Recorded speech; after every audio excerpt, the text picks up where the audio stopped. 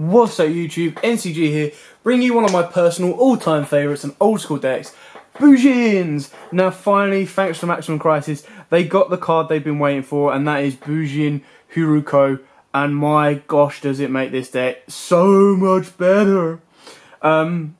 So, as I go through this deck, this is a bit of a mix. There's a bit of a mix between a budget version and a more expensive version. So as we go through it, I'll show the cards that you can take out for a budget version and the cards that you would put in if you have a bit more money to invest. So, without further ado, at the end I'll also try and show you a 2-card combo if I can get my head around it. I'm going to crash straight into it. So, triple Bujin Yamato. Standard, old school, boss card of the deck, absolutely awesome. Very, very nice, very, very cheap. He's had so many reprints. He's had the original print, he's had a gold print, and he's had a Mega Pack 14 print, and an ultimate print, which again isn't too expensive to pick up if you want to be a rarity whore like me. But it's beautiful. I love all the Bujin cards, like just the art type, the way they look, their like the souls and then the armory. It just, oh, so beautiful. Anyway, triple Bujin Hyrume. Again, very, very cheap, very, very cool, very, very important as well. This is one of the linchpins for the 2-card combo. And then triple Bujin Hyruko. I'm really disappointed that it came out in Maximum Crisis, in the sense that if it had come out before and there wasn't the True King hype and the biased way that the rarities were put, it would have been so much nicer to see this guy as a ultra. Just to go A with the OCD, to go with the rest of the Bujin cards, but also rare doesn't really do this card justice. It came out way too late. If it had come out in an earlier set, ultra wouldn't have been an issue. But again, beautiful, and I love its little text. Imprisoned after a showdown with Bujin Hyrume over the Sky Throne, this master schemer eventually escaped by manipulating Hyrume and creating the sinister Bujinkei Amaterasu, then went on and almost engulfed the world in darkness, but was finally defeated by Yamato and his allies. Like, I love that.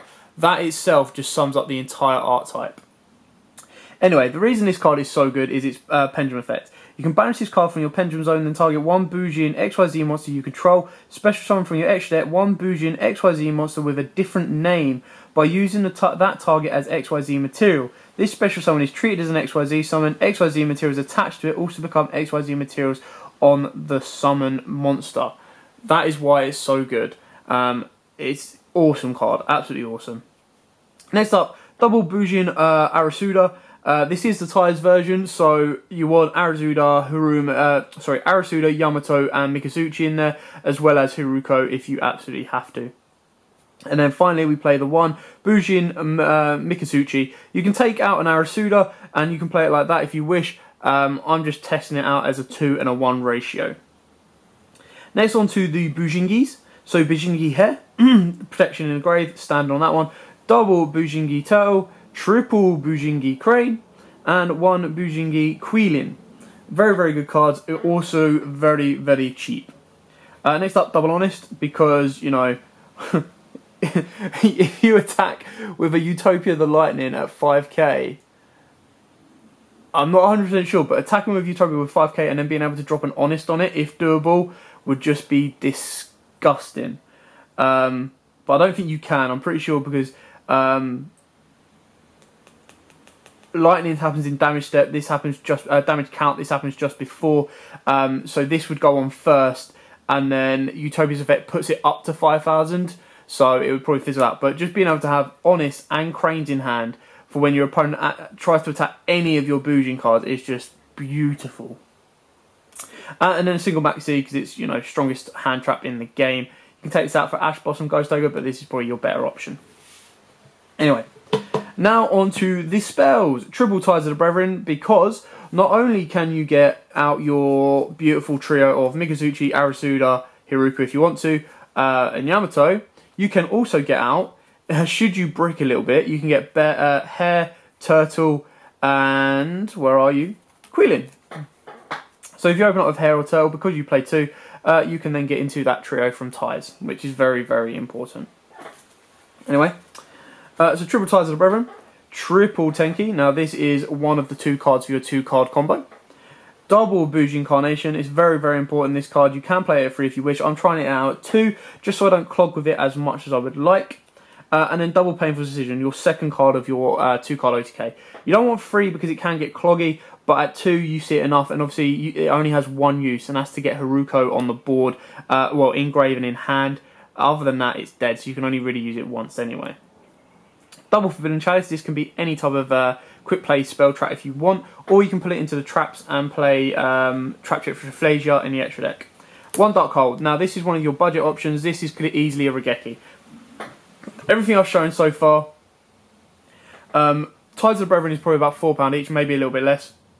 Your Tenkis, they've had so many reprints, golds, I'm pretty sure there's commons out there, there's ultis, there's supers, you know, you should be able to get hold of them. Carnations are a couple of quid each. Painful Decisions, again, because of their reprint, are only a couple of quid. Chalices are dirt cheap, and then your Dark Hole is your cheaper option. You can make it a Regeki if you wish. Now on to the traps.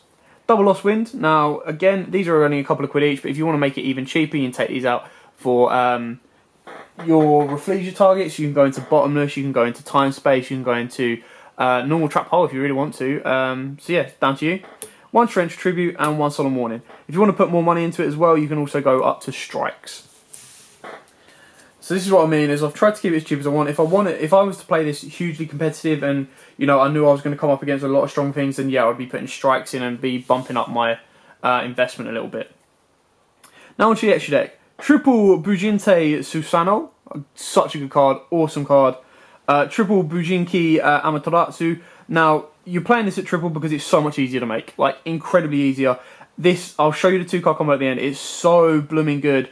And it all revolves around Amaterasu. So good. 1 Bujinte Tsukeyomi, 1 Bujinte Kagasuchi. You can bump Kagasuchi up to 2 if you wish, but at 1 he's just about right. For me anyway. 1 Castel, 1 Diamond Direwolf, 1 Starliege Power Dynamo, 1 Abyss Dweller. Right, now this is where your money in your extra deck comes in, and I'll show you the alternatives that you can play. So, if you wish to go budget version, you can play a Kagasuchi, you can play a Constellar Omega, which I think is really important and really cool in this deck, because it's an old card that I think always gets forgotten. But all Constellar monsters you can try and control are unaffected by spells and traps, so you basically make Omega immune. And then 1 Tiger King, so that's your budget triple, if you wish. But if you're going all out and you want to be, you know, you want to play this competitively, you go with Tornado Dragon, Utopia, and Utopia Lightning package. You know, that is the all-out, I'm, you know, ready for a fight with my Bujin kind of play.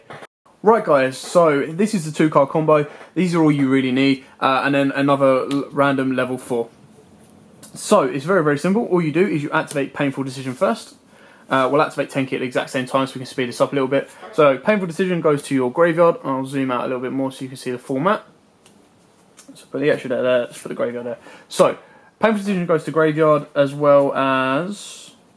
Oh, hello, new sleeves. 1 Haruko, and the other Haruko comes to your hand. Off of your Tenki, you search out Harume. So, you banish Haruko, you special summon your Harume.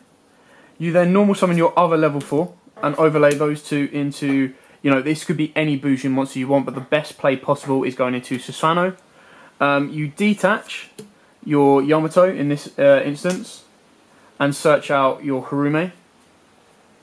Search out a second Harume. There we go. Then you activate Haruka in your Pendulum Scale. Use Haruka's effect to banish itself and turn Susanoo into Amaterasu. You then detach Susanoo to special summon back one Haruka. And then you can banish... no, sorry, you don't want to detach yet. You want to keep Haruka there. You want to banish your Yamato or your other level 4 engrave and special summon out your second Harume. You then use Amaterasu's effect to detach your Susanoo. And then you can bring back your Yamato and Harume overlay into, again, whichever one you really want, but your best play would be to go into your second Susanoo, detach off of that, and search out a Crane. There you go, and there's your Crane. So you've pretty much got the protection there. You've got Amaterasu that during your opponent's turn you can detach to bring back one of your Harukos, so you're good to go for next turn. You've also got a Crane in hand to protect either one of these that you wish. So that is it for the 2-card combo. Very straightforward, very, very simple, and very, very fun. I mean, I absolutely love this deck. It's such an old school kind of style deck, and the artwork is just awesome, as well as the art type's kind of story, if you like me saying. So, that's it. Thanks for watching. Don't forget to like, comment, subscribe, share. And until next time, guys, see ya.